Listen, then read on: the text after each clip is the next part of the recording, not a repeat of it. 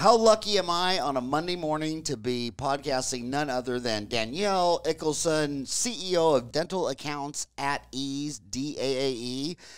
She was a Las Vegas showgirl on ice turned dental practice master. Danielle, who had no desire to be in dentistry, as she was a professional figure skater, was brought into her field and found she was gifted at managing dental practices and understanding all areas of the billing department. While many others have tunnel vision in their positions, she had a gift of seeing the practice as a whole.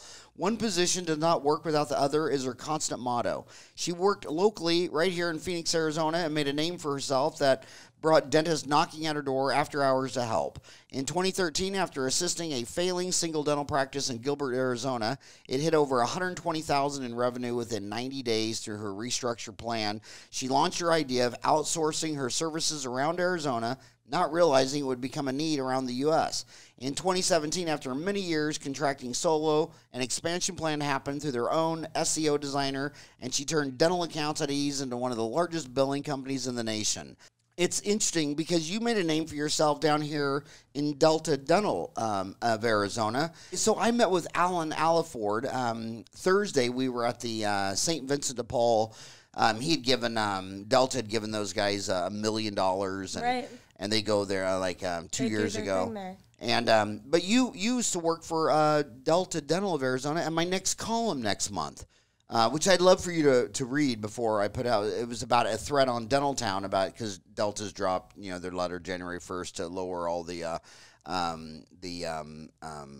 fees like 5%. But the bottom line is these dentists have to wear so many hats. Yeah. I mean, it's so hard. Your dad was a dentist, you know.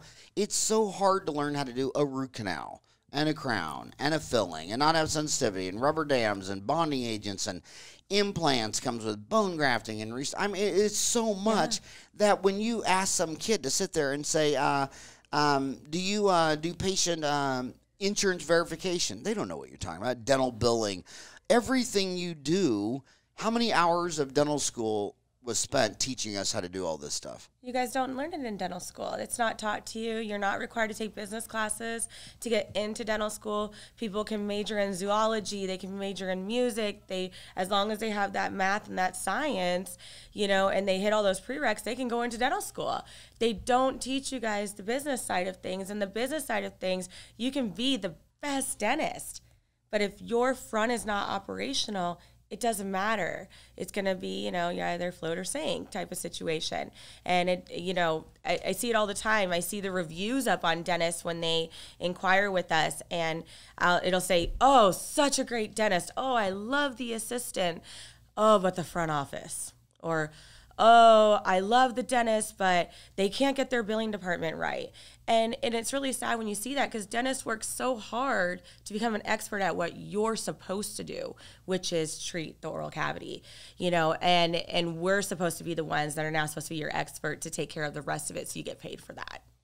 And that's why I tell dentists don't ever get in bed with the government. Medicaid, Medicare, exactly. Don't do it, because you just said the obvious, that none of them know what they're doing. Mm-hmm. And I have been doing this 32 years. I know dentists whose lovely, beautiful wife, Karen, was up at the front doing everything she thought right. Turned out to be, she screwed all up. Anyway, the Medicaid come in, they get a lawyer. Yeah. And they were advised to leave the country and go to another country. So they spent the last years of their life, they moved to Mexico. Yeah. And this is an interesting thing. When you're on a cruise and you're in the Caribbean and you go to Cabo, every time you meet a local dentist who looks like moi, they're running from the law 9 times out of 10. I have not met one that moved down there legit, and a lot of the stories are, I had the greatest receptionist. She was great. But anyway, it turns out on Medicaid, she was doing this and that and this and that. Next thing I know, I'm looking at 10 years in jail. And it's like, so, that's what I tell you, the history, we have 5,000 years of recorded history that no matter what crazy theories you want to come up with to describe the world, you have to account for 5,000 years of data where families kill about 1% of our own. Yeah. But the government's over here killing 6%. And in our family, if I had a problem, I can't just say, well, you know what, go kidnap that person and we'll put him in a cage and maybe shoot him. Yeah. But every time you pass any law, like a speeding ticket, they pull you over, you didn't pay. Well, you give them the authority to kidnap you, to put you in a cage. It doesn't end pretty. So when you live in a very aggressive country like the United States that's been at war all but 20 years since 1776, don't play with those guys. So have you seen Medicaid bill? And I'm sure there's people who do it intentionally. I'm not naive. There's people that are just missing a bolt or two. Yeah. And I'm not just talking about myself. I'm talking about others. But so have you seen Medicaid fraud where it was accident, where it turned bad, or is it all intentional? And you were doing that with Delta Dental of Arizona. So with Delta, how I got involved with them was I knew some local auditors who work for Delta that would go into the office when you get that nice letter that comes in the mail saying they're going to audit you, and they're going to come in, they're going to pick their 25 patients that they're going to look over. And they never bring donuts. What is no, Delta they don't. They're thinking? not ready for that. They give $1 million to St. Vincent de Paul, and they don't show up with donuts when but they're if going they to come back me? to your office twice and they've got a director with them, you're in some trouble. And that's actually how Dental Accounts at Ease ended up really getting pushed into offices here locally. Was we were one of the first ones that right there working alongside the auditors that were like, okay, well, we're going to come in and we're going to help you guys figure out how much fraud is really going on in this office. And, you know, we ended up taking that knowledge and then using it to help guide our own providers on how to stay compliant. You know, and then this last year we started our ACFE, which is we're doing the certified fraud examiners. And, you know, we're trying to go into that area of the field just because we do see this all the time. And a lot of times I see the dentist who didn't know. And he's like... But your dad was a dentist. You've been doing this. You're the same age as my oldest child. If you saw 100 people with this issue, how many are intent, like I'm stealing, I know what I'm doing, versus I take all my classes in root canals, I had no idea what's going on? I say it's 50-50 at this point now. Half and half. You know, it used to be that the dentist would always say, oh, I didn't know when they come to us. And we get this urgent call that they're up for, you know, auditing. And they're like, they say they're coming in the next 45 days. And, you know, I have... And is most of the auditors Delta? Delta's pretty much one of the main ones that's going to walk in. Cigna HMO, they're going to walk in on you. MetLife and Aetna, I'm not really seeing them go in the doors of offices. And Medicaid. Medicaid's going to always pop in if you're a high producer or you're producing more of a single code than anyone else in your area radius. I know. I made that dumb mistake one time. They called me up. It was in some dental insurance company. It was 1987. It was 88 or 89. This is how dumb I was. Okay. Totally dumb as a rock. And they told me I had done more occlusals than anybody in my zip code. And I said, well, thank you. I thought it was like, I got the gold merit badge and award. Got you audited. And it's like, no, that's not a compliment. And I'm like, how is it not a compliment? If you met a fireman, he said you put out the most fires in Ahwatukee, you get a trophy. So how is this not good news? Yeah. But it turned out that it was because I was not a believer, and I'm still not a believer in sealants. I mean, you're taking acid etch, which is designed for enamel and dentin, and you're acid etching pits and fissures filled with Oreo cookies and crumbs and Cheez-Its and crap. Yeah. And then you want to know why all the research shows that 40 to 50% fall off the first year. They're all falling off the second year. And this Kim Cooch guy taught me to spray out all those pits and fissures and get them all clean. And when you did that, you were indenting. So I did preventative resin restorations or occlusal composite. And then I didn't even know how you would call it a preventative resin restoration when you can take all that junk out and you can culture streptococcus mutans. I mean, so anyway. So when people that are auditing mostly are Medicaid, Delta, MetLife. Who else did you say? No, not so much MetLife. I'm going to see Cigna on the HMO side. Total Dental Administrators. They're one here locally. You know, Total what? Dental Administrators. Total Dental Administrators. Yep. Delta Dental. And they're right here in Arizona. Yeah, they're out in Gilbert. And is that a dental insurance? It is. Yeah, they manage a lot of the hospital employees' plans. So it's going to come in and it says Do you know TDA. they'll know that? I do not. Okay. Dental administrators in Phoenix. I like to network with everybody in my backyard. Yeah. Okay. So what's some more? Liberty Dental. Any Medicaid, they're gonna. I never heard of Liberty Dental. Is that a big one? They're not too big. They're kind of like TDA. They're pretty small. You're gonna see them usually when you see plans like TDA or UFCW, which is labor's union, or Liberties and stuff like that. Healthplex, you see them kind of sectioned to an area. So, if I'm servicing my Nevada offices, I'm going to see Liberty. If I'm servicing my New York offices, I'm going to see Healthplex. It's kind of like that kind of scenario. But I don't normally see Aetna come in on the PPO side to audit you. On the HMO side, the DHMO, yeah. MetLife, have never seen them do an on-site audit. Definitely think that they should be, but not necessarily the plans that I do see. I thought I had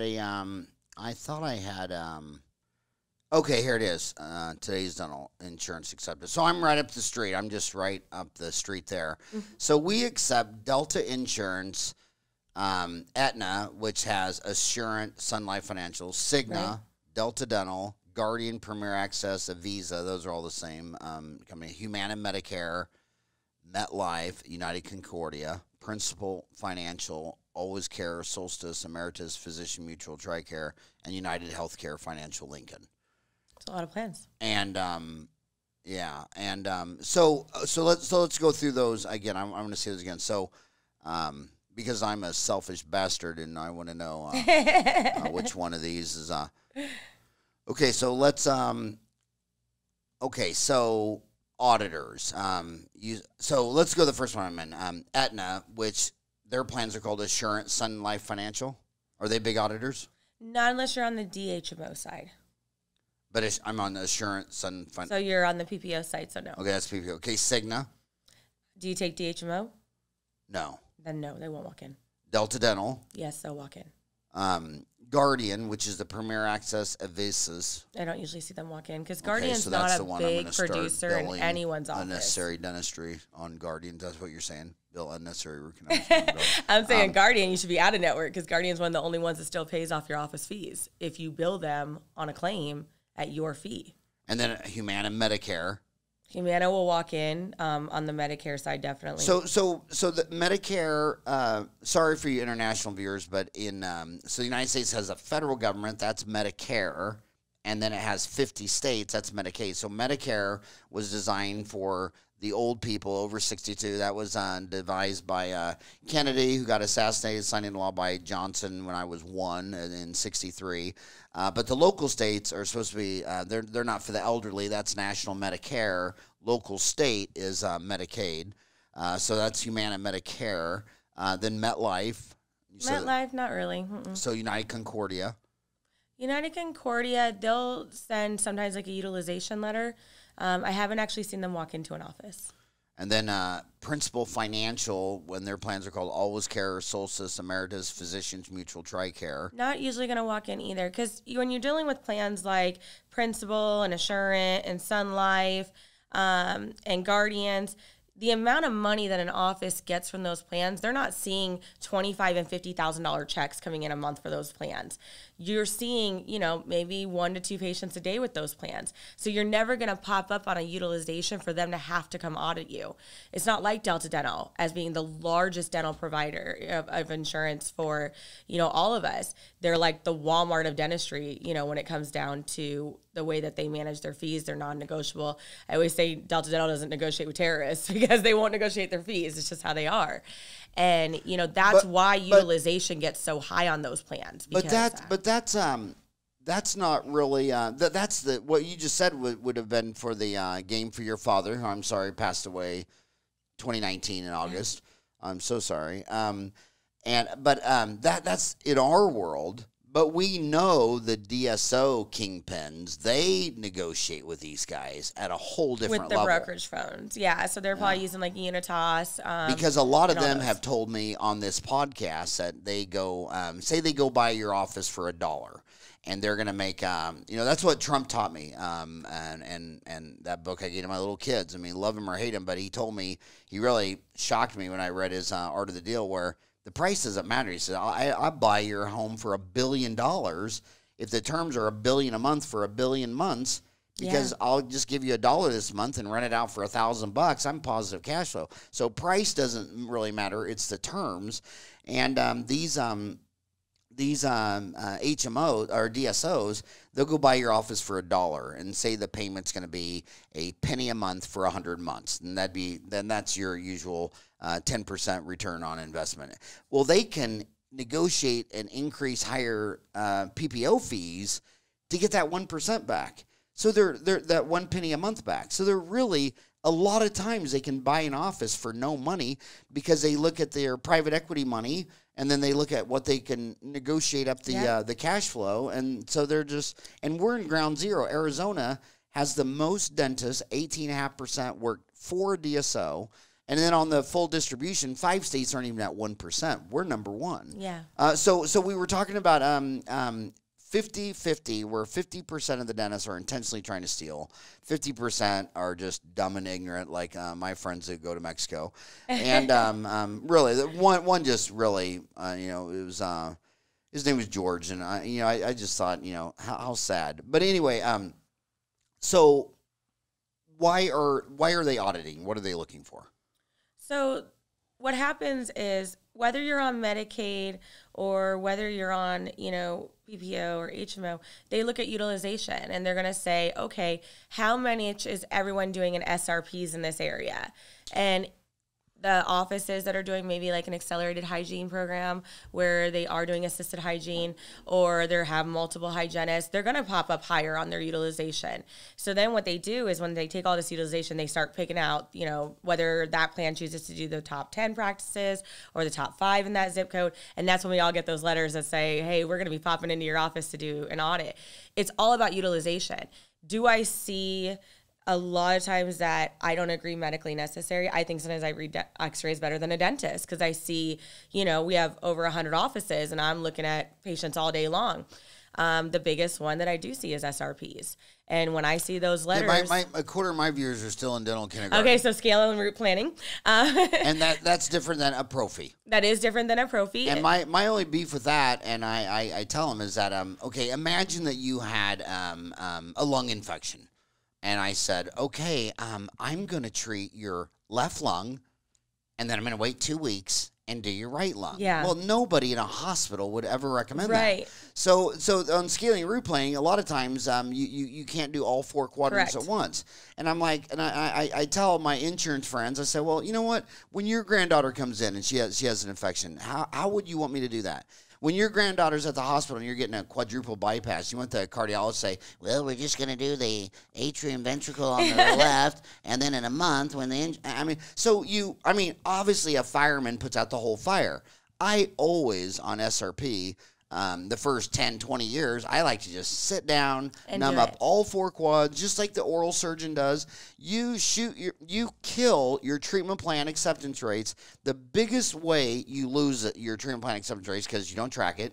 Number 2 is because you don't do same-day dentistry. And number 3 is you just shoot yourself in the foot every time you say, well, you want to do the right side, then come back and do the left side. What doctor does that? No real doctor ever does that. And people are busy. So I say, because I'm a doctor, I want to numb up all 4 quads, get all that stuff out, ultrasound it all out, get it all out.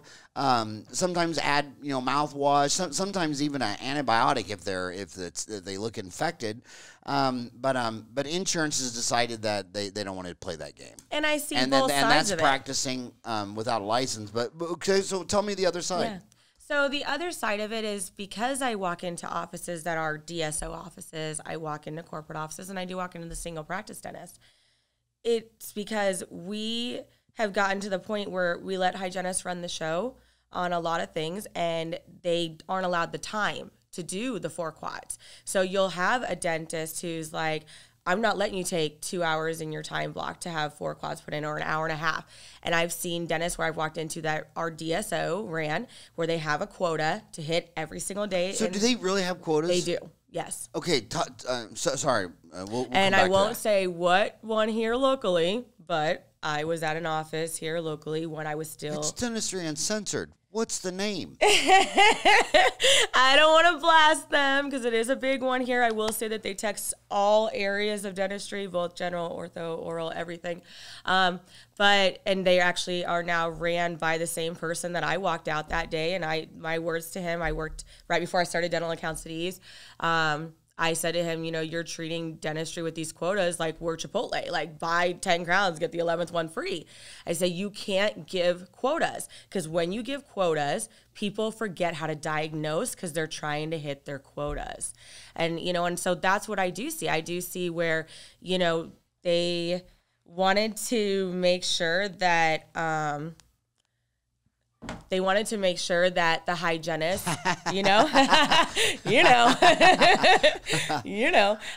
but they wanted to make sure that the hygienists are having as much productivity as possible. They're monitoring how much that doctor's producing per hour, how much that hygienist is. If they're not hitting that number, then they're ready for replacement. And you get to the point where I have seen some SRPs come in where they'll come now to your practice where you guys are not a DSO or a corporate, and you guys will look and say, you were just SRP 2 weeks ago? And you're looking at it like, how did this happen? But because these hygienists are rushing, because they're worried about their jobs. And, there's always plus and negatives to everything. There's plus and negatives to paying people off percentages. There's plus and negatives to, running a productive schedule. But the whole thing about it is you have to run a productive schedule, but you have to run it ethically. And the plans did what they did to protect the patient. It had nothing to do with them saying, oh, well, we don't agree that all 4 quads, can't be done the same day, because I can actually tell you how to get those claims paid, so you don't have to do that. I'll tell you after the show. But their reasoning really behind it was because they were asking for copies of the schedule. And a lot of providers know this, that when you are in SRP utilization, right before you get that letter, you're going to start seeing your claims coming back denied saying they want to see a copy of your schedule. Well, the billers inside the office don't know what that means. So what do? They print off that schedule and it shows them we did those 2 quads in 40 minutes, or we did, 4 quads in an hour and 10 minutes or an hour. And underneath the standards, that's not long enough.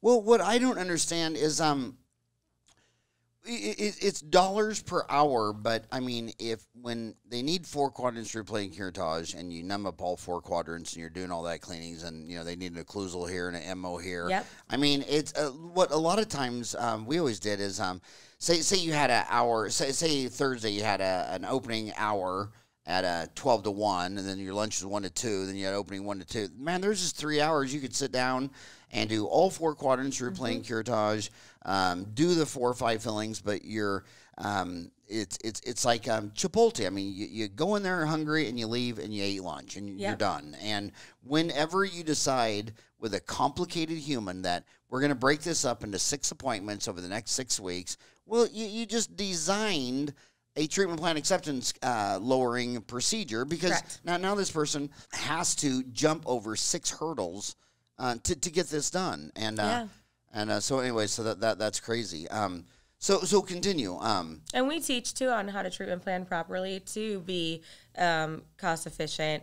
And that's something else that we do teach our clients, because we do pay attention. We want to see our clients hit their average growth of 17, 18% and above. We do see offices go from starting with us at $215 a month to now they're doing $345 a month without having additional providers. And they're doing that because we teach them how to productively schedule. And, when I was with my dad, I was trained Pride. And then when I was, Gym Pride. Yep. So I was trained in Pride with my dad. My dad was always rock, sand, water. That's the theory. Oh no, Gym Pride. Okay, that was the woman. Oh my gosh, I podcast her. Jennifer D. St. George. But yeah, hers was the rock, sand, and water. What that meant is, in fact, it was funny major, because basic, and no production. In '87, she lectured in Tucson, and I took my assistant Jan and all the whole team. There's like 6 of us back then. We drove down to Tucson, and she asked the first question. She goes, when do you want to do? There's rocks, and you got to fill up your schedule first with rocks. Then you can add sand, like fillings and cleanings or whatever. But then you can still pour almost a whole glass of water in there. Exactly. And she said to me, she goes, when do you like to do rocks? And I was 25. I said, man, I like to do rocks all day long. Exactly. And she just thought that was so funny. She goes, yeah, you're 25. You won't when you're 55. But anyway, so Jennifer, Jason, George. So continue your. Yeah, so we take that, that aspect. We take the Scheduling Institute verbiage, because I had learned Scheduling Institute at one of my first clients here locally in Scottsdale, Dr. Clark's office at Four Peaks Family Dental. They're a great practice there in Old Town. But, I was lucky that he taught me the Scheduling Institute. And I was able to, with lots of providers, because they all go to all these different seminars, take from it. But I don't believe that only one system works. I was able to take from everything and learn how to manage the billing, hit that 98% or above every time, increase the production, not break up the treatment crazy, monitor the treatment, follow through on the treatment, and get these patients done in two appointments or less. Because of the fact we do have to break up those SRPs. So I do have that whole process of they go and they get numb, do their S party, then they come over to your side, you finish it. If we have to break it up, if it's a plan, we're allowed to do all 4 quads in the same day because some plans still allow that. Which plan of the? Remember, I am a selfish bastard. On the which plans? So Cigna lets you. Cigna lets you do all 4 quads. Mm-hmm. And very good, and Cigna and they Arizona, also allow you to. They have no, So a lot of the plans have where when you're doing the scaling route planning, you have to wait 30 days to be able to do the follow up prophy or perio maintenance, however the office does theirs, and you have to wait that 30 plus 1 day. Cigna is one of the more lenient plans. They don't require that. You can do that the next day and clean them up. They don't make you wait that 30 days, but everything's going to be based on that eligibility. And that's where I told you when we had discussed things before was, the reason why so many billers can't get hired with us is because they don't do eligibility anymore. So you forget the rules. You hear one time that, Delta doesn't require you to take that FMX to go with the SRP when you send that claim. Next thing you know, you've got providers doing it on every plan, and you can't do that. Or you have where one time they heard that, limited exams share frequency with a regular exam. But if you're dealing with a Cigna patient, that may not be true. Well, like I say, I was with Alan Allaford, the CEO of Delta at the St. Vincent de Paul deal, and I was telling those guys that what's really disheartening for me is, the government, I don't know really what they have ever done in history where they were good at it except delivering the mail, right? Right. And when you look at the cost, Obamacare was so disheartening to me because when you looked at the cost of health care, he wanted more money for more health care. It's like, dude, 30% of the money we're spending is shoveling paper around. Yeah. And so here's what it comes down to the real world. A guy comes in, yeah, I'm here for my cleaning. Oh, did you cut down a tree, make some paper, and bring in your form? Yeah. No, I forgot, damn it. And then I have to pay human to call, verify the insurance, and talk to their human. In fact, I was talking to the president of the Arizona Dental Association, Kevin Early, a big fan of the show, has been on the show, and they're to the point now where they want to pass a law that insurance companies have to make an app. I mean, Jobs came out with this app in 2007, the smartphone, which made podcasts. And podcasts started getting really big in 2007, then they hit a wall because Facebook and Amazon and YouTube and Google came out, and that enamored everybody. Right. And now that they're kind of getting over themselves on posting bathroom selfies, in the mirror on Instagram and Facebook, they're starting to go back to podcasts. And I told him, I said, it should just be, you're Danielle. You walk in, and I said, you have Delta Dental, and you open up your damn app, and I scan it, and there it is. You're verified. And then the holy grail, I was telling Alan, is you send a check. I have to have a human post that money. That money, and then go post it and chase us. And as far as and hopefully they post it right. Yeah, and as far as software goes, we know Dentrix and EagleSoft are closed systems, so they're dead. So that only leaves us Open Dental. It's the only open system I know of. I said the holy grail is you electronically enter it into my Open Dental and Chase Bank, and then that syncs with QuickBooks Pro. And of course, my accountant, my accounting team, Stacy, about had a heart attack and fell over dead when I said that. I said, Stacy, I know there's got to be checks and balances on. That's the holy grail, capital letters. That's what the church always said was, well, where are we going? I mean, we're in Phoenix. Are we going to walk to New York or LA? I need to know where the Holy Grail is. And that's where the Holy Grail is, that the only way you can increase the wealth of the world is if we were the whole world's population, 2 people on Earth, and every day we got up and put your bottled water over here, we each made a bottled water. And the government only printed $2 in circulation. So we have 2 people. Our total year's productivity was 2 bottled waters, and the government put out $2, so the price of that water would be $1. Milton Friedman got a Nobel Prize in economics, proving that inflation is monetary policy. If the government went and spent $2 more, which they're spending $1 trillion a year debt, and people don't understand that. They say, oh, no, they borrowed the money. Yeah, you borrowed the money from yourself. You printed it. You went and bought $1 trillion worth of stuff, so that caused the inflation. And then to rub salt into your eyes, now you got to pay back that dollar with interest to yourself. I mean, it's just so stupid. So the only way, so all inflation is monetary policy. So the only way is if you said to me, Howard, how could we double the wealth of our planet? Well, we have to figure out how to make 2 bottles each. And if we figured out how to go from you and me making 1 bottle of water each, 2 bottle of water, to 4 a day, we just doubled the wealth. So it doesn't matter if you're cutting hair, making sandwiches, or fixing teeth. It all comes down to productivity. Mm-hmm. And I don't want my humans entering checks. Yep. I don't want them doing something that should be an automatic function, because then she can do something else, or I don't need her, can let her go, my overhead goes down. Mm-hmm. And all throughout history, people say, well, that's a bad idea. No, the answering machine killed more jobs than anybody ever. And I always think it's funny, the people that always want to save the jobs, they're always government people. And I always say, well, do you want your daughter to be a secretary to some guy doing something real? Right. And they go, no, not my daughter. Oh, so this isn't good for your daughter, but it's good for the little daughters of the world. Right. Yeah. Same thing with automatic truck driving. You have 2 kids. I do. Do you want one to drive a semi from L.A. to Tampa back and forth, carrying cars because the ship doesn't want to sail down the Panama Canal and come back to the other side? Right. Do you want him doing that? Mm-mm. No. So a driverless semi-truck. So you don't want to do that job. So that's the Holy Grail. How close are we before just the initial, where I don't have to have a human at $20 an hour in healthcare and 401k and all that crap calling Delta? How close are we to where they'll just have an app and they'll come in, scan it, and all be there? The problem with that is they haven't even figured out how to get their facts to be accurate.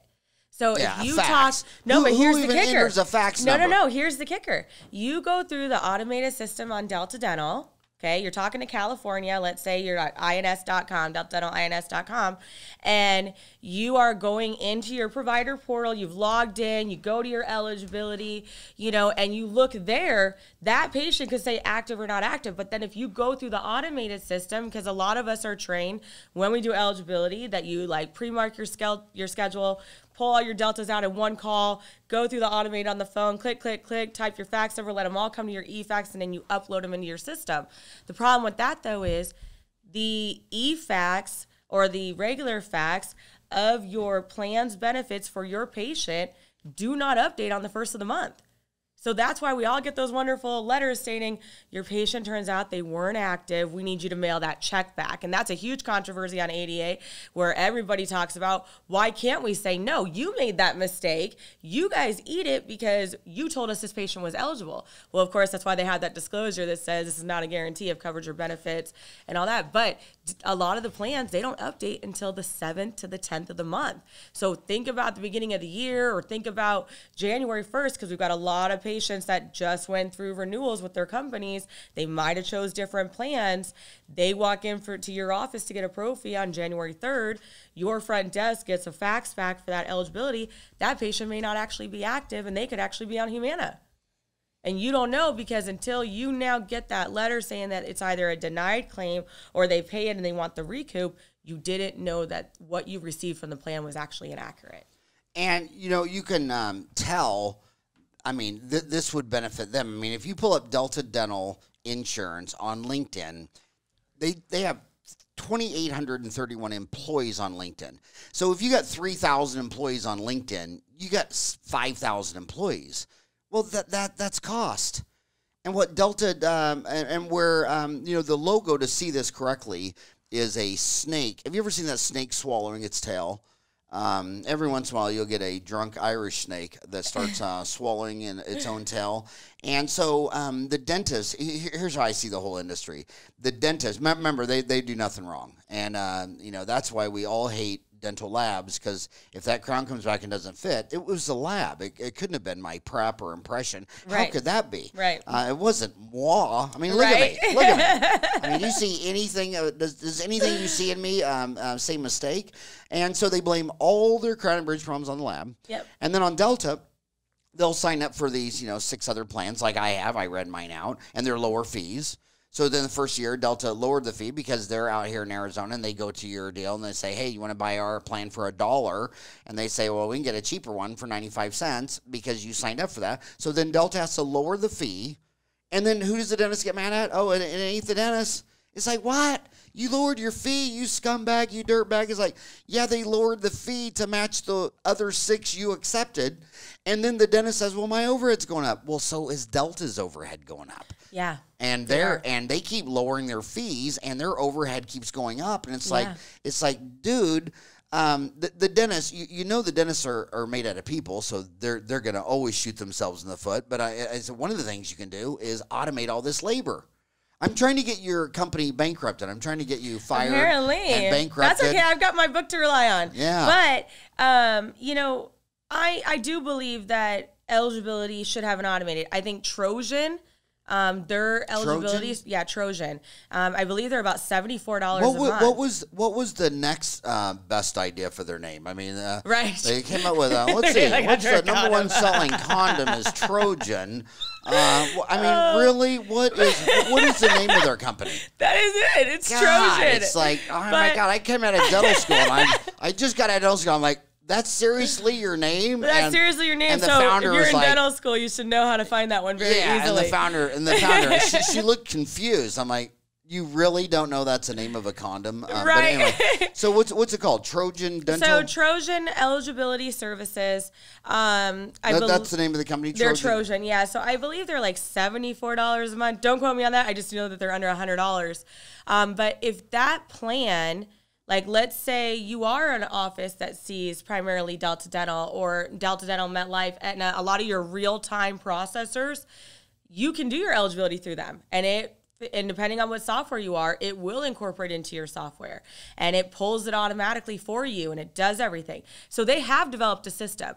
Even Dental Exchange, Claim Connect, they've developed an eligibility system. Are they flawless? No. Do they do every single plan? No, but do I recommend them for your regular popular plans? Absolutely. Because if you can decrease the amount of workload anyone's doing in the front office, the idea that I had when I developed Dental Accounts at Ease was I wanted the front office to be like a concierge.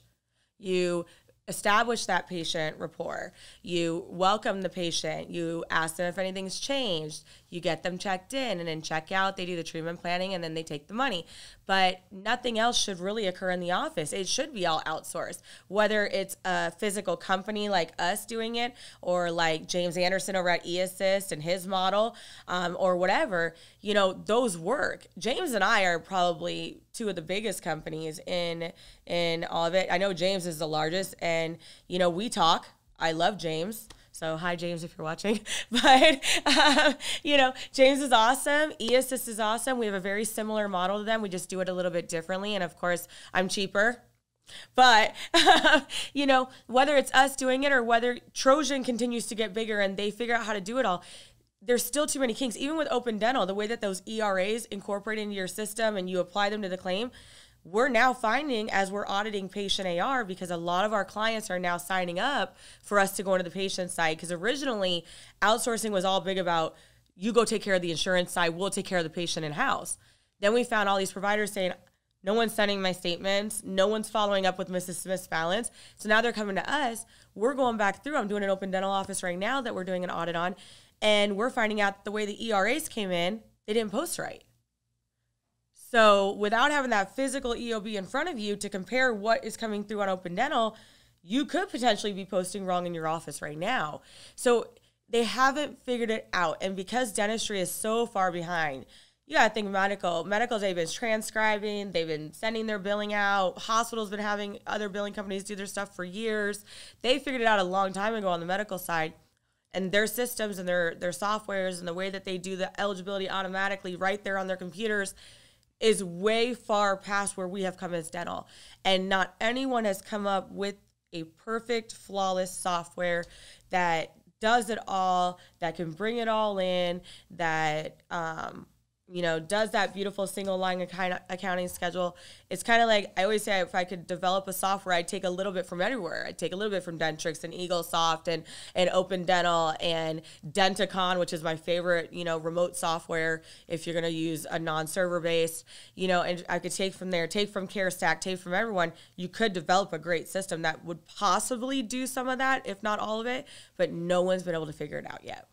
So, you said Trojan a couple times. Is Mark still the CEO? Did you work with Mark Dunn? I've never actually worked with anyone on their executive team. They're just my go-to the minute someone talks to me about eligibility and cutting their costs, and they want to drop a person in their front office. And, because we do recare too, I don't believe that recare should be by text message anymore. I think the days of Demand Force and Solution Reach, they're great to remind you of an appointment, but to get someone to schedule anymore, you talk with me or I'm sure you get a lot of text messages in a day. I get hundreds because I have billers across the nation and offices texting me. You send me a text and it's not an appointment reminder, I just swipe that thing off my screen. So if you're telling me I need to come in for my hygiene, you are less likely to get me as a young person to schedule in a way that I would have scheduled probably 10 years ago or 8 years ago, when we weren't so much on our phones like we are in this day and age. And so even for our company, we took that back.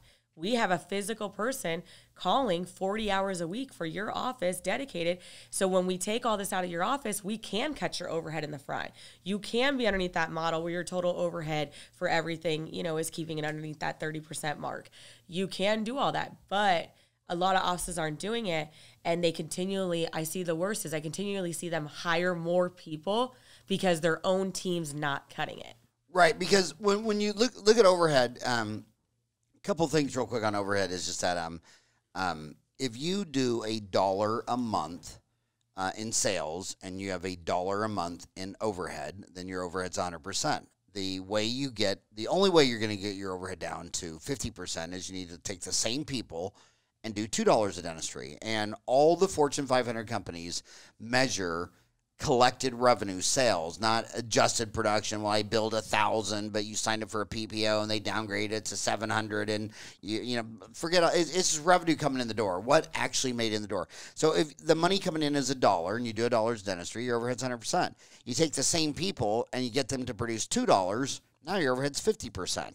And when you try to lower your cost, the first thing you try to do is, I'm paying my assistant 20. I'm going to try to get her down to 10. Well, her fee's set by supply and demand, so she'll quit and get a job across the street. Exactly. You can't call the electric company and say, I'd like to lower my electric bill to lower my overhead, your tax rate. So almost everything that you pay for is set by a very efficient supply and demand deal. So the only thing you got left is productivity.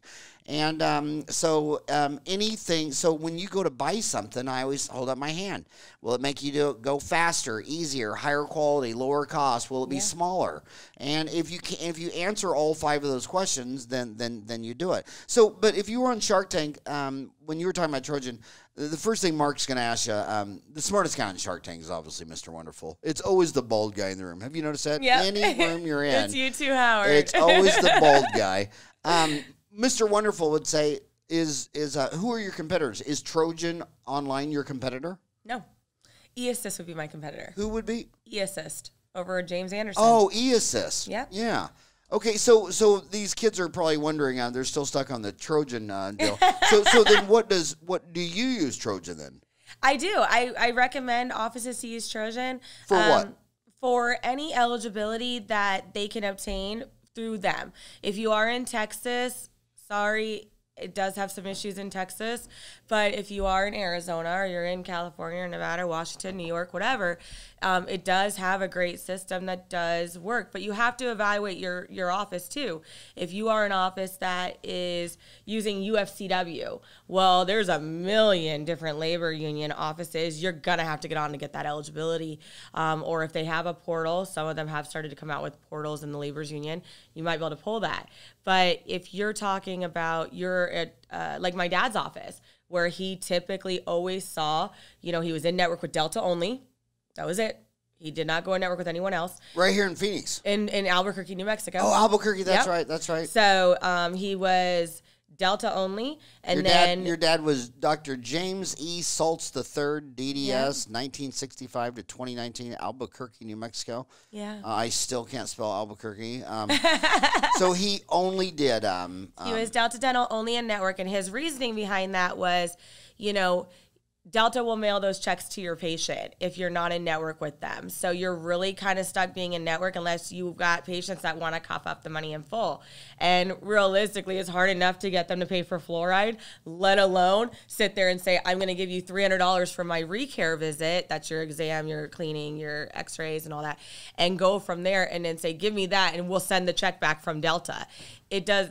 Patients don't want to do that, and so a lot of providers, will always tell them, you really should be in network with Delta because your own team's not collecting that money. I walk into offices that are fee But Delta for service. does something what I think is abusive, and that is, and they burned me several times on this. They mail if you're not with them, they mail the check to the patient. And what is the chance that when you mail the check to the patient, they will not send it to you? So if you're using a billing company, we're going to catch it because we're following up on claims 3 days old and over, okay? So I do see for instance, Jupiter Smiles, been with me a long time, so we'll talk about them for a second. They're in Texas. They have constantly where a lot of times their Delta checks will get mailed to that patient. My biller, Ashley, is the first one on that phone calling that patient saying, I show a check was just issued to you. As soon as you get it, please bring it into the office or mail it in.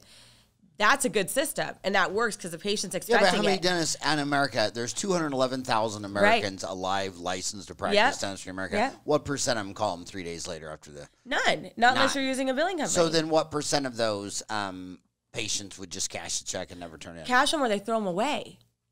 Because a lot of times they think it's a notice. So they're like, oh, it's just Delta, give me another notice, toss it in the mail. Do you know how many times that I have called a patient and said, well, you actually received a $3,000 check? You know what I did? This is how abusive I am. To say I hate the government is an understatement. I mean, I know it's a necessary evil, but God, they're evil. So I told the postman I don't want this junk mail. 99% of it's thrown away. I don't want it. I said I want to take out my post box, and they said, well, you can't. I said, well, how cool is that? That not only do I have to do business with you, I can't not do business with you. Yeah. So I just said, okay, so here's the deal. I'm just never going to check the mail again. So he just left a permanent note in my deal. All your mail is forwarded to the government mafia, and because it's stupid. It's a digital world, and sending a letter. I see that because if someone sent me a check in the junk mail, you assume it's a joke. It's some marketing thing. So I could see. I mean, when you have a business where 99% of your product is throwaway.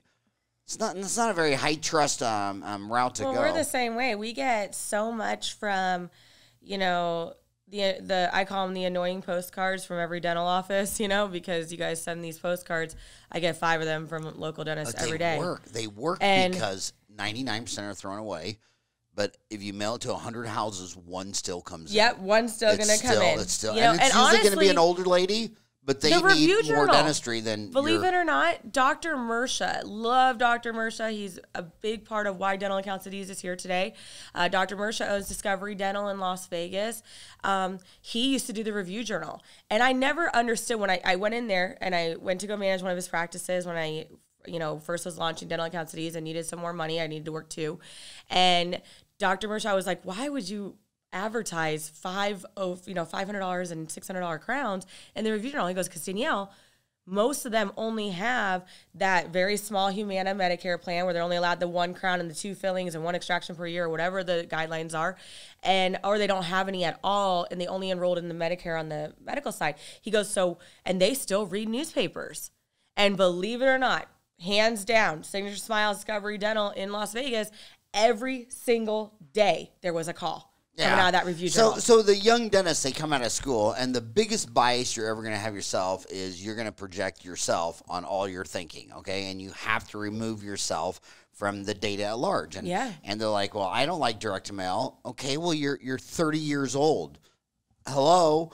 And I can give you the name of, I don't know, $25 million practices where they do the same thing. They advertise a $99 extraction. Yeah. Why? Well, you're 30. You just got out of dental school. How many extractions do you need? How many extractions? Because they're going for the big case. They're going for the person that still reads those, or that reads the newspaper, that gets those flyers, but they don't have insurance, and they see that, and they come in. Next thing you know, that one extraction is actually 4 crowns, 8 extractions, a partial, an SRP. We can't even start without the scaling and root planning, and they get all this treatment, and it works. It does. You know, but I'm that same person. I get millions of stuff in the mail, and I'm always like, oh, just give me my money, you know? And it's one of those things where you have to remember that what works for my age group, your age group getting out of school, your age group, it's not all the same, but you do still have to go back in dentistry. We went back to making phone calls and recare because it worked. People wanted to hear someone from the office again. You know, putting stuff back in the review journal. Yes, people still read the newspaper. If they didn't, they wouldn't be standing outside Starbucks selling that newspaper on Sundays still, because it still works. Too much, you guys come out of dental school, you go and you take your $110,000, you know, a year job at whatever corporate you got on with. You're like, well, they made it. They have 25 offices and this is what they do. And you take that and you go off and you buy your single practice and you think it works. You didn't study your demographics. You didn't study the age groups of your area. What works in Gilbert, which we all know is very, you know, more of a religious city. What works in, it's very Mormon. You know, what works in Gilbert will not work in Moon Valley.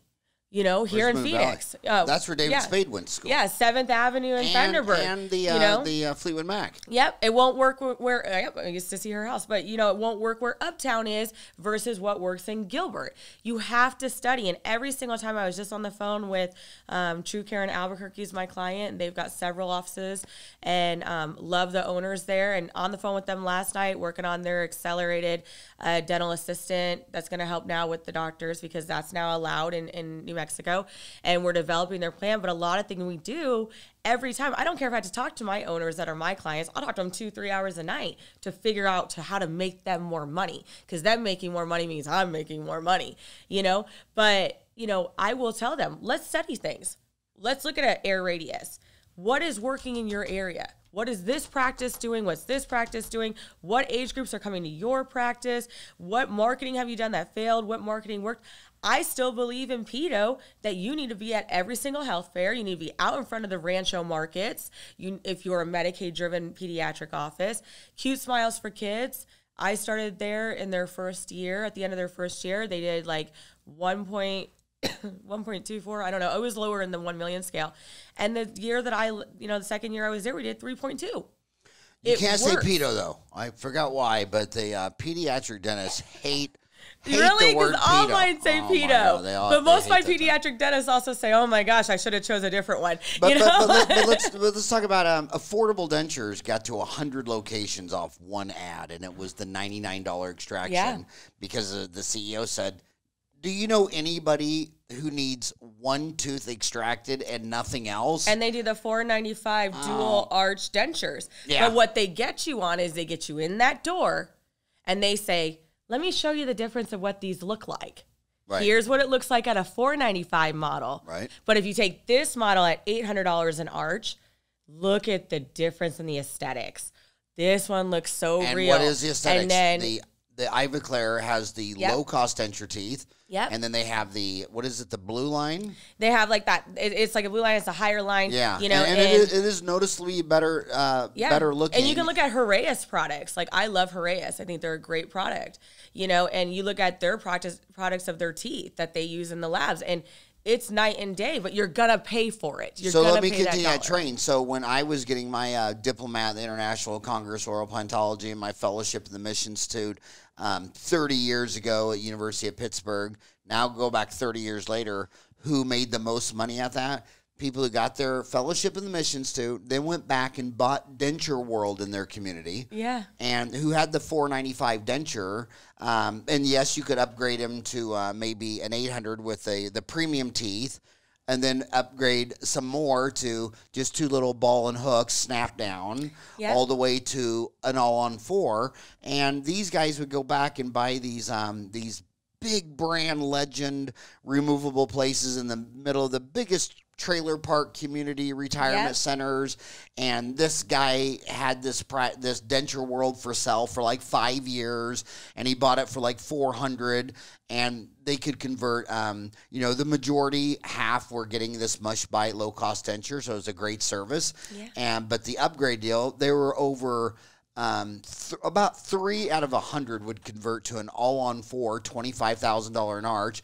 And then your first thought will be, well, where did they get that money? Oh, I don't know. In America, the average American buys 13 new cars between age 16 and 76, and the median price of that new car is $33,500. But no, they would never want to spend that on their teeth. By the way, on you, if you left here, fell down the stairways, and knocked out your very front tooth, would you just tell everybody you're from Apache Junction and not care? No, I have an implant. But if you knocked out your front tooth, would it be like, whatever? Or would it be a crisis? It would be a crisis. Yeah. So why do these kids? Oh, and then another one was the implant. The biggest implant producers I know bought the Denture World, and they're upgrading, low-cost denture, nicer teeth, on 2, maybe on 4, all on 4, and a lot of the all on 4 guys, I have to admit, are now doing, all on 6, and they're not. But anyway, that's a whole nother subject. But they built it by just a dollar bill size ad in the local newspaper. Just says dental implant. $9.99. Yeah. So everybody's going to the oral surgeon, prosthodontist, periodontist. They're all getting these bills for these bids for like $1,200, $1,400, $1,600, and his just $9.99. And he's just placing 50 implants a month on that $9.99. And then a lot of people say, well, I need $1,200 or $1,500. Well, then you don't understand cost, because if your cost is $1 a day, you need to do $1. And having one person come in and pay $1 versus 2 people come in to 50 cents, it comes down to dollars per time. You pay, your fixed costs, rent, mortgage, equipment bill, like computer, insurance, malpractice, professional dues. Those are costs you pay on the first of the month for the whole month, whether you see one patient or 100. Variable costs are your costs. Them are people, lab, and supplies, and those are costs that go up and down with the number of people you see. But marketing is everything. But I'll get to the chase. How do you make money? What do you actually do? I mean, give me your pitch. I got a dental office right up the street. Have you met my team? I have not. Okay, that's because you're a hootie tootie from Gilbert. No, you don't come. I'm in Phoenix, and all the pretty girls. I just bought a house yesterday in Phoenix. Thank you. Was it Phoenix, Arizona? Yeah, 16th and Northern. I'm right in Uptown. 16th. My God, we're boat trailer, right? And but at least we're not Apache Junction. Right. We are hootie tootie to Apache Junction. I do stay from AJ. So give me your spill. What would you do for me? What would the cost be? What would the price? Your website is dentalbilling.com. Dentalbillingcompany.com. Otherwise, you're going to send everybody to e-assist. But we are dentalbillingcompany.com. We are one of the nation's only flat rate dental billing companies that has a reputation, that's known, that stands by their work. I can vouch for her reputation. She's in my hood. No, I'm serious. I mean, her dad was a dentist in Albuquerque by Craig Steichen. Do you know Craig Steichen? I did not. Oh my gosh, you got to meet Craig. He was my. But anyway, I can vouch for her reputation. So flat billing. What is your? So we're flat rate. So it's great if you're, and we do it based off of how big your office is. So a lot of people go to our website and they're like, but I'm only collect this. We don't do it that way. And the way that it comes out is if you are doing, the average PPO practice does 65% insurance base. If you're in network, you're doing 65% insurance base. If you're taking Medicaid, you're going to close that gap up to that 85% mark.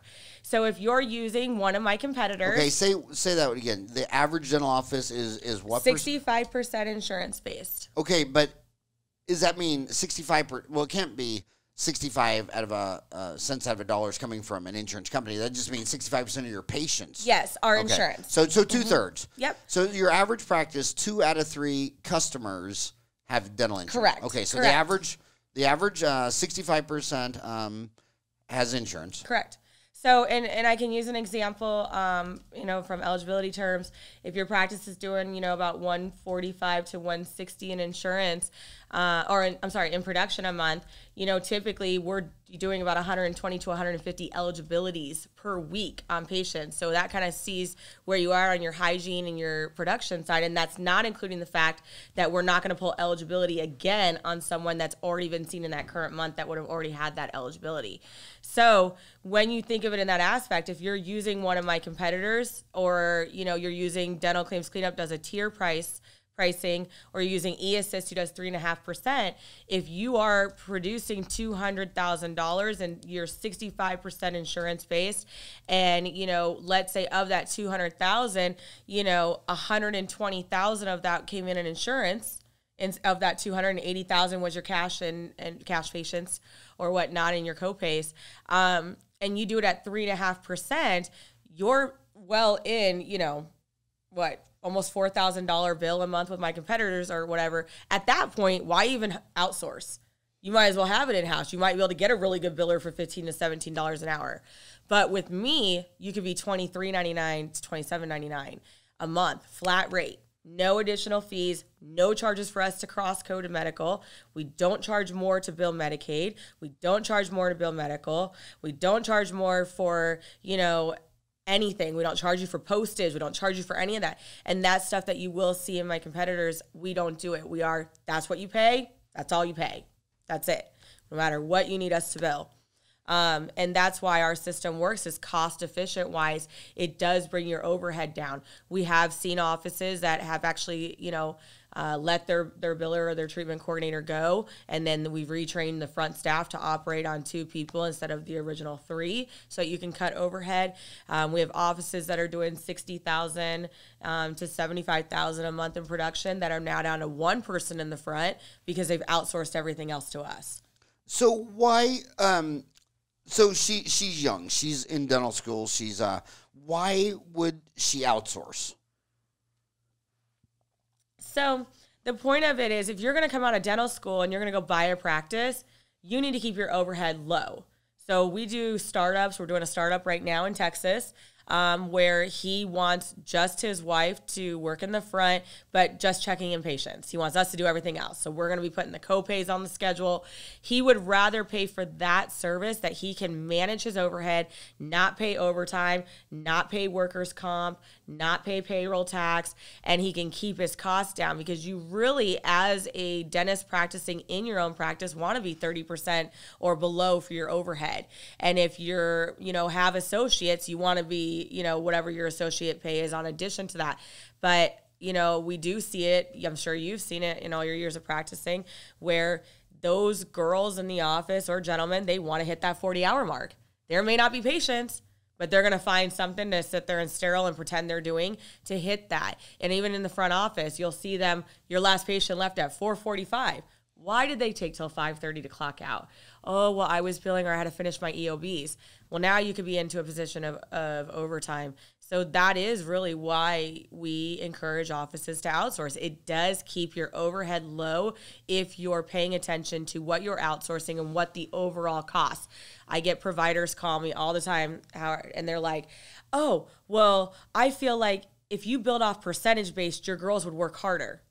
And I said, well, you obviously didn't mean me as the owner, because my girls work very hard because they know that I will be right on them going, hey, why is my practice? I monitor every single officer on a dashboard that I monitor every day. As soon as those girls are updating your guys' numbers in the office for your production and collection, I'm seeing your percentage. It's kind of like a stock market board, and it's constantly giving me where you guys are. If I'm watching your office and we're dropping in percentage, I will make my girls hand type in your claims to make sure that we're hitting that 98% or above for the end of the month. So how much is it then? So we start at $14.99 unless you're a startup. If you're a startup, we do a per claim per patient type pricing. So $14.99 a month. That's the starting rate, and they go up to, I mean, I have offices that do $400,000 a month. So, you know, like an office, for instance, how much more affordable we are.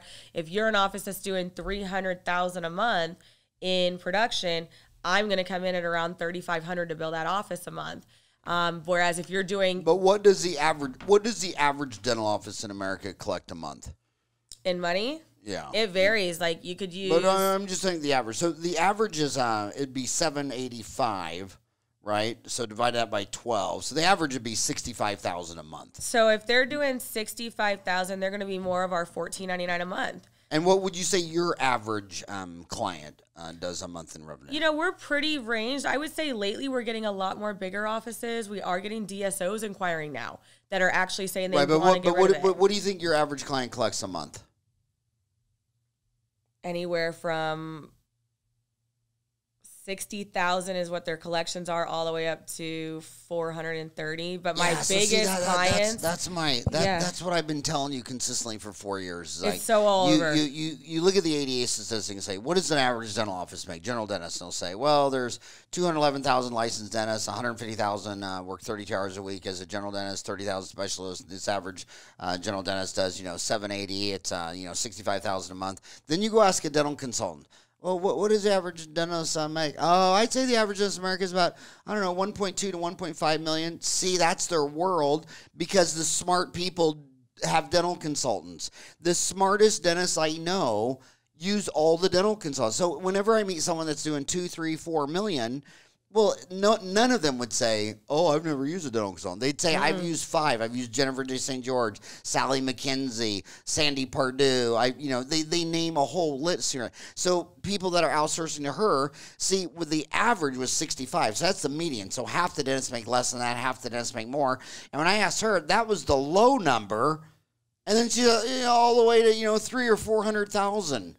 And that's why that's why when companies come on the show and they're trying to do something, I say, well, don't go after dentists. They're chasing bone grafting and the ultimate implant. Go after DSOs because if you have a decision that's obviously business makes sense, go talk to a DSO because they'll listen. My homies, my God, they just want to go up to Sedona and buy a magic crystal and make a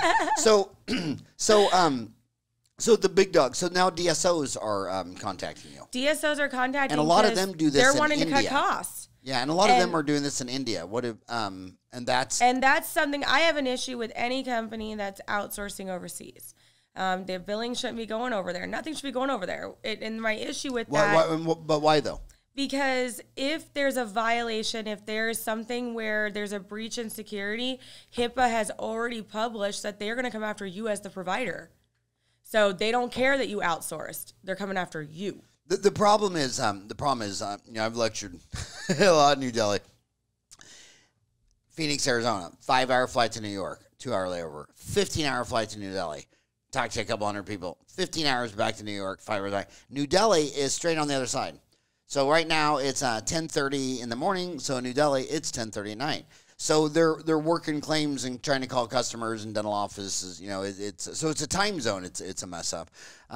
So if this dentist is the average, and she's doing she's doing let's just say she does let's say $90,000. Let's say $90,000 a month because I like $1 million because then it's just $83,333 a month. Okay. So she's $1 million collection. She collects $83,333, and for $1 million practice, she's probably got 3 girls up front.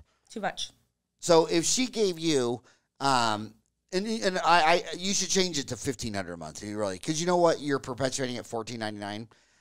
People believe that when you say $1,499, that it's psychologically it's not $1,500. That's not where that started. It was actually your job. It was actuarial risk accounting. So I had you'd have a shop and you would sell stuff and you had a cash register. So you come in the morning, you break a roll of pennies, put 50 pennies in there, and then when you come at the end of the day, because everything was charged 99 cents, so they'd always give you $1, so you had to give them 1 penny back for transaction. So that was a transaction count. Right. So if I know my average transaction is $10, I come back, there's 10 penny missings, I should have $100 in the cash register. So if it's close, but that's so it's no psychological deal, but it's hard. Like I try to reduce all my math to ones and zeros. Yeah. Because then you can do it all in your head. So at $14.99, man, you got a 1, a 4, 2 9s. But you know what? It works with dentists, honestly. Does it really? It really does. If I come to a dentist and I go, oh, well, you're in the next, you're kind of in between the two tiers, so we're going to do that at $1,600. If they're in between that $14.99 and that $19.99 tier, oh, but that $14.99 really sounded better. If I come in at $15.50, that $14.99 sounds so much better. Come on, it really homies. is. It is. It works. And so when we started, we used to be like, it was $12.50 for the smaller. When we were at our old pricing, it was $12.50, and then it was $1,600, and it was $1,750, and it was $2,200, and it was crazy. When we went to that, business was like, okay, but let's go back to my homie. She collects $1 million a year, so that's 83,333, and she's got 3 girls up front. Now I give you $1,501 a month. Why? So what's going to change in her world? Usually if they're coming to us, they want to lower their front office. She's thinking that at this point when she's coming to me, she's saying, I think I messed up. I think I have too many girls in the front. I want to outsource anything I can, and then I want to decrease my front. And it's really about costs at this point. She might be 5 years in this practice, raises are coming in effect, everything else, and she's realizing that she kind of got herself in a pickle by allowing 3 girls. A pickle? Where the hell were you born? A pickle? I haven't heard that since Kansas. I was born in Iowa. Oh, okay. Yeah, and I went to KU. You don't hear Kansas, that out in Arizona. You hear maybe a cacti. So then let me tell you what I want to tell you what she just said. When you go to dental seminars, and I was just at one for 2 days over the weekend, the dentists all come alone. So they don't bring their staff. So they don't educate their staff. Then I ask you all the technical stuff. How do you do insurance verification, billing? You don't know. So then you hire this front desk. There's no training. And then you start doing Medicaid. She does a bunch of mistakes. Now you're living in Cancun. And this is all she does. This is their core competency. When I talk to my DSO buddies, Steve Thorne in Pacific, Alex Abrams of 1-300 in deal, Rick Workman, this is a department that they would never, ever think. The incoming call center on a new patient goes to their call center. They want to handle that because, like the Scheduling Institute, which does it for the individuals, they want a closer trained to convert this incoming call to a scheduled appointment, and after they only give you like 6 weeks, and if you and then the dentist, they'll give that girl that can't convert 6 years, 12 years, and then they don't train her on all this. They can't run any of these reports, and then all the dental consultants that I know, when they go into an office with questions like this, 50% of the time they find embezzlement. Yes, embezzlement's huge, and then on top of that, you look at our statistics. And, and I have like a really bad review from a girl who failed an exam with us. She's like, well, I have all this knowledge, and in Washington we do this. No, sweetie, there is no difference. And there is no such thing as a Cigna of Washington has a different rule than a Cigna of Arizona. It depends on the group and the policy and what the employer selected. But you look at that's us. so cute that one review you had. I know. It bothers you. That one review yeah, bothers it really bothers me because I sit there and I go, it does have no factor that she failed her exam, of course, but she went on everything, LinkedIn, but does Yelp, it, everything. But seriously, does it personally bother you? I think it bothers me in the sense because I consider our company very cultured. My director of operations is cultured, right, and that's why it bugged me. But out of the 1,800. We had 1 billion humans. Yeah. And what was it? 1910, we passed 7 billion. We're almost coming to 8 billion. Out of 8 billion people, what percent are just batshit crazy? Okay, so that's exactly what's kind of my words. But yeah, in dentistry, the billers, no, I'm talking about 50%. I'm talking about the planet Earth. What I would say are everybody's crazy? a level of crazy. It's just what kind of crazy are you as far as in maintaining. So when these sapiens look at reviews, and you got 5 reviews, they all say, "Oh my God, she is the bomb." They're like, "Okay, Danielle got her sister, her mom, and her 3 cousins right here." But when they see 10 reviews, and look at me with movies. I mean. If all 10 reviews are good, I know it's some bubblegum. Almost every movie I like didn't get good reviews. Right. Go see Ford and Ferrari, and if you don't like Christian Bale, just move to another country. Okay. Right. We never even liked you to begin with. But the bottom line is, I think the one review is legit. And remember, on bad reviews, when you stir shit, it stinks. People are crazy. People know that. And reviews are going to get better because they're going to turn into video. And when you start seeing that lady saying the review, you'll know that, you know, she's probably has some challenges. Oh, you know? no, for sure. And that's the thing. And you, we get harassed daily. In fact, I want to change. We all have challenges. Yeah. And I'm sorry, your dad had some challenges. He did. Yeah. And I don't want to bring that up. And we're at the end, so if that's personal, no, you want to chop it here. It's about my book. My book is about my dad. And it's called Behind the Drill. It's called Behind the Drill. You know, you guys will like chapter 2. It's actually a quote from The Hangover, Stu, you're a dentist, not a doctor. But my book touches on a lot of things that we all face and we see in dentistry or we're afraid to speak up about, that we see our providers doing. And it talks a lot about addiction. My dad was an opiate addict, and in the end, you know, contributed to him having passing in his 50s. And, you know, Behind the Drill focuses on everything that we're doing wrong to deal with the fact that addiction exists in dentistry. And is there reasons behind it? Is it because you guys come out with massive student loans that you start drowning yourselves in your stuff because you guys just can't deal with things? Is it because your practice fails? You know, I don't know. And I don't think I'll ever really understand why my dad has his problem. And honest to God, until the dental board incident, we never even knew as his family. I would have never knew that my dad took opiates and was practicing, because my dad, the amount of opiates he took in a day, because I don't think he truly understand even what being high felt like, when he was actually examined by a medical doctor, said that it acted as Tylenol for him, that he could fully practice. And this medical doctor in the Supreme Court ruled against the New Mexico Dental Board. They lost against my dad. My dad ended up losing his license over not giving a patient x-rays. He didn't even lose it over opiates. But the dental board threw it right at him, the book right at him. We had a dental board member within a mile of our practice who also worked at my dad's church, and, you know, knew insider information that we had spoke about with our local church, and it was really sad it all got used against him. But in the end, it took a medical doctor examining how much he was taking and whether or not it truly affected him practicing. You know, I never, ever disagree my dad was supposed to be in treatment. I'll never disagree that my dad should have probably stayed in a program forever of his life, because he did have that circumstance. But we're always so quick, because we're so oversaturated with, you know, really trying to strive for that extra patient, that, you know, we're really just not really dealing with it as a field. And that's what the book's about.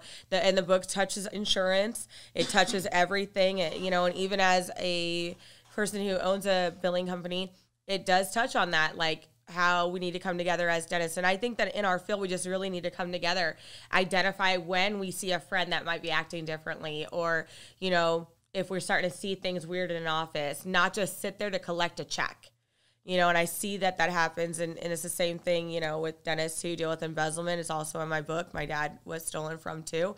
And, you know, it really touches everything that we hide in our field. So that's why it's called Behind the Drill. And I welcome anyone's stories too, if they want to add it. But, you know, I did take some from some clients too, of their stories, and it's in the book. And, you know, and I'm really hoping that it's going to help guide, you know, students that are coming out that are going to be graduating as dentists, help you guys if you do have anything going on. And it is much bigger than, for a lot of you dental students who are probably watching this going, oh, no, never, no one in my class. I can't tell you how many even dental conventions I've went to where a dentist has invited me to go in and grab a bite with him. Oh, come up to my room real quick. Let me go grab my jacket so we can leave. And I go in there and I see drugs on the table. Yeah. Well, I want to just put it in perspective. Everything always gets better. So every 100 years it gets better. When I got out of school in 87, no one had ever even mentioned that opium was a problem. And when I opened up my office, the Vicodin reps, I mean, they would just go by and give everybody samples. Yeah. And I remember one time we had to throw like 20, 30, 40 green boxes of samples in the trash because we had 1,000 square foot 4 offices, and we just didn't have room for all the samples. Exactly. But China, they got into this stuff at 700 AD. the opium war. 10% of the Chinese smoked opium the whole world. So a lot of times I just want to remind you that 1,000 years from now, I mean, look at the 10 Commandments. They show up 500 BC. Thou shalt not steal, kill. Nothing's changed in 2,500 years. They've been smoking. When the Chinese got to Britain, different reports.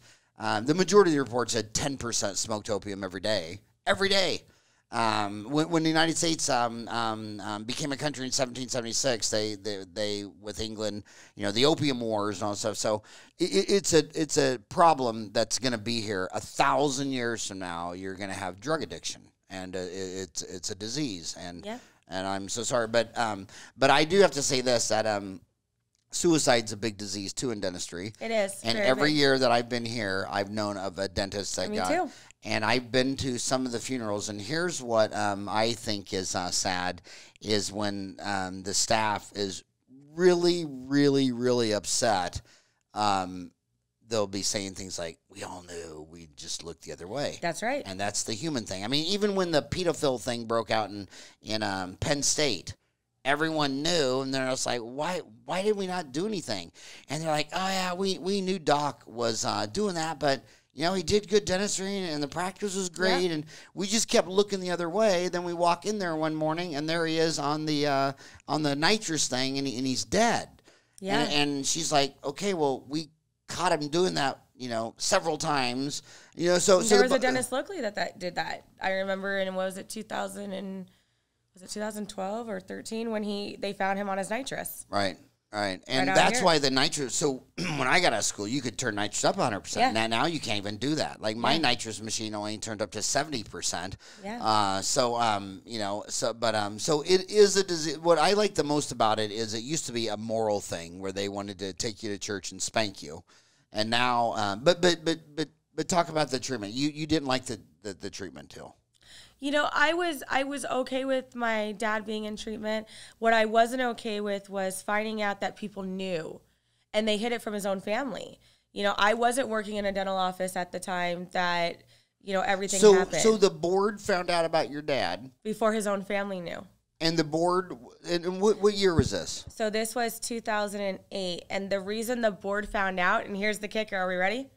Was because when my dad finally decided that he was done with his own team writing scripts in his name, because they were doing that, and with them not running his office, he cleaned house. These same team members that have been with him for 13 years, that I guess knew his deepest, darkest secrets, as a vendetta went and, as like revenge, they went into the dental board and finally took it to them and said, well, Dr. Saltz is doing this. Where were you over those 13 years? Right. When however long, because we don't even know when my dad actually started using. We still don't know, because it's just one of those areas where it's very sensitive what happened during that time. And for us, it's like, how could you have sat there and taken a check from him? How could you have sat there and done all that knowing what he was doing? And that was my always biggest issue. It wasn't the fact that he got turned in. It was the fact that his staff turned him in once he terminated them. And that's Harvey Weinstein. Yep. Who was mad at him? The ones that were doing all that abuse but not getting the movie role. Right. It's they look the other way if it's in their own self-interest. Exactly. And that's the same thing. That's a human thing. And it happens. But you said the board was that knew about this and they were treating it, and the board at that time was when, we just had our own board issues in Nevada recently, where everybody knows our board was, released by the governor. But, in New Mexico at that time, we had been violating, the board was violating at the time as well. They had 2 providers in the same district, which was not allowed to have 2 members on the board in the same district. Both those members were in the vicinity of my dad's practice. One of them belonged to the church. He was Catholic. No, Presbyterian. And I'll give him partial credit. Okay. He tried. He probably didn't know any better. That doctor in Albuquerque knew a lot about my dad, stuff that we had confided, my parents had confided with the church, and it all got to him. And so he actually had insight as a board member of things beyond what was even turned in because the church leaked it. And to him, because he worked for the church as well, along with my dad. So my dad's case was very crazy, like Lifetime movie type level, but that's why the book's out there. But, you know, when the board came, they wanted to throw the book at him. They wanted his license taken. They didn't even want to help him. They didn't want to put him in treatment. They didn't even want to give him a chance of saying, okay, for the next 3 months, you need to go to treatment, and then we'll have someone supervise you. It wasn't even like that. So do you think it's a inherent? Okay, so I've had some amazing people on the show and that talk about this, and it varies a lot. And I noticed the older people. Anyway, let's just say it, but a lot of the younger 55-year-olds. I'm young. Well, we had on Wendy Gesson. Okay. And she is a firm believer that 95% of substance abuse users are doing it because they have other mental challenges, and it makes them feel better. And there's a dentist that we had on here, Chris Volchek. He says that on the homeless population, 90% of the homeless that never get recycled back into the system have schizophrenia. Yeah. And that if a schizophrenia smells paint, sniffs glue, drinks a bottle of anything you give them makes them feel better. So you hear judgmental people say, well, don't give that man $1. He's going to go buy vodka and slam it. Well, he's going to do that because he's a human and he'll feel better. Yeah. And but anyway, but Chris Volchek and Wendy Gesson have convinced me that this is a disease. This isn't a moral issue like robbing a bank. No. This is a disease. Do you believe it's a disease? I do. Full disclosure, my dad was living a life as a straight man, and he was not. And that's in my book. It was a very sensitive subject to talk about. But I do believe that my dad spent his entire life hiding who he truly was, that it led to his addiction. And he had, you know, access to it. My grandfather was a doctor. He was also the mayor of Tucumcari, New Mexico for many years. And, you know, growing up with my grandfather was like just a really good looking man. And he was. Really? Your dad was good looking? Just looking at you, I figured he was a homo. I figured that you really shocked me there. But my grandfather was that manly man, that manly town doctor, that mayor, that just strong man. And my dad wasn't. My dad was a pianist. My dad was soft-spoken. I've never heard my dad raise his voice in my entire life, which is crazy because we're Italian.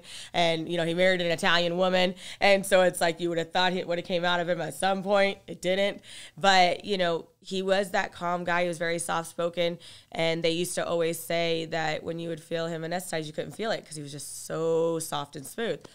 But he hid who he was, and I 100% firmly believe that he hid his he used his opiate addiction to deal with who he was and to hide who he was. I don't doubt anything because I think humans are so complex. Yeah. And I mean, the pyramids were just 5,000 years ago, and they didn't put that to writing until the Greeks 2,500 years with Pythagoras, who they all said they learned this geometry from the guys around the Mediterranean building pyramids. Yeah.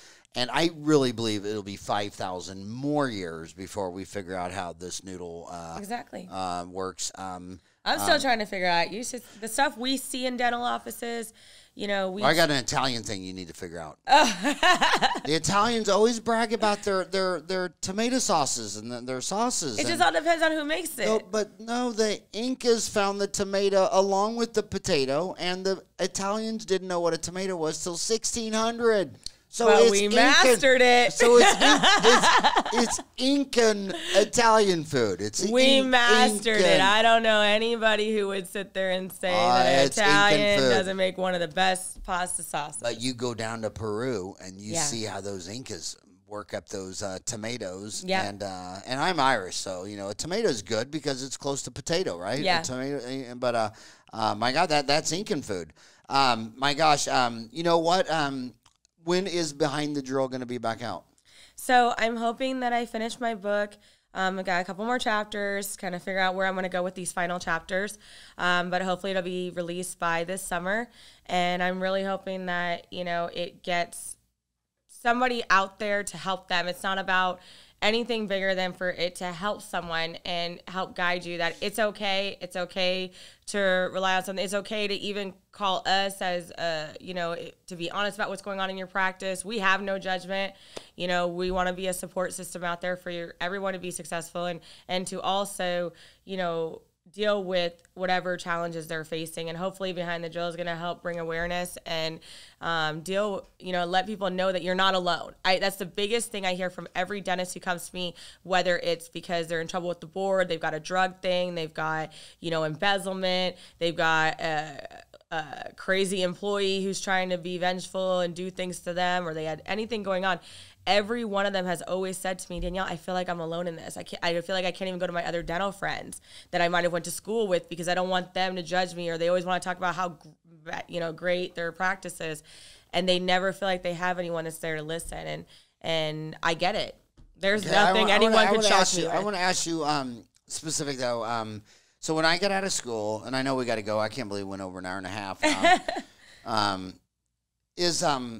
When I got out of school, we were the bad guys because grandma's dying of cancer and she's in a lot of pain, and those evil doctors won't give her any pain med, and they're worried she's going to addiction. She's going to die anyway. Yeah. So then the pendulum starts swinging. It's like, man, load her up. She won't feel a thing. And then it's always the cycle, the business cycle. You expand credit, you contract credit. And I'm telling everybody, I don't care what I just heard a guy from it's the World Economic Forum in Davos, and one of the smartest guys said, no, this time it's new. It's like, oh, my God, really? You're going to tell that to the kids? Yeah. I mean, I've lived through 4 expansion and contractions. Consolidation. When I was in college, there were 1,000 beer companies that consolidated down to Budweiser and Coors and Michelob, and now it's deconsolidated back again. Yeah. Same with dental supplies. When I got in 87, there's a dental supply house in every city. It consolidated to Patterson, Benco, and Shine and Burkhardt, and now it's deconsolidated again. So everything goes through, it's just pendulum. So don't prescribe anything, prescribe everything. Now it's back. Just real quick, final thought. Knowing how you're an expert, your dad's a dentist, you're in dentistry, all that stuff. Somebody comes in with a root canal, and some old guys are prescribing Vicodin. Some people think that's just the kiss of death. What would your thought be on pharmacology in a dental office after you pulled a wisdom tooth or a root canal? I think that every dentist needs to be on the website verifying what prescription history that patient has before they're prescribing. Because if somebody had done that with my dad earlier on, they would have realized that he was a Dr. Hopper. Dr. Hopper. Yep, like going to other providers to try to get more scripts. And I see it all the time in Vegas. Dr. Mersha's group, I like to bring Dr. Mersha up again because he's so by the book. But Dr. Mersha's group, they have that website. And when I was working there. Do we have it in Arizona? Everyone does. It's a national database that you will pull that patient's name and date of birth. Will you make a post on that on Dental Town, how to do that? Yeah, absolutely. And email to me, howard@dentaltown.com. I've never been on that site. Yeah, so when you have that patient, you're about to prescribe a narcotic, you want to make sure that you're logging in and checking their history, especially when you have a limited exam coming in with pain. What's the site coming in? What's the site? I've got to look it up in Google. It's not but you will sell it. It is a federal, it's a federal database, and you guys are actually supposed to have logins for it. Hint, hint. If you're a provider out there watching this, you are supposed to legally have a login for it. You're supposed to be checking your patients, checking your limited exams when they're coming in. You never seen that patient. Be prepared for them coming in because they might have already went to 3 other doctors that day with the same thing. They're coming in because you have it on your website at $49 for that exam and that x-ray. They're walking in to see you. They're walking in to see so-and-so. They're walking out with all these scripts. And, we had a huge DEA huge thing in 2015 in Vegas. They had all those medical providers. We've got lots of great medical providers actually sitting in jail today because they were busted, for all these scripts. Yep. Icasis, or what was the name of it? Okay. But yeah, so it's like you guys have to check these things because they are what we call doctor shoppers or doctor hoppers. Okay, I just sent you an email. So we have a course on Dental Town called Appropriate Analgesic Prescribing for the General. And so prescribe tramadol. Tramadol. But if you can do what's not considered a narcotic, even though, it could go either way. I've seen even plastic surgeons, prescribe that for surgery.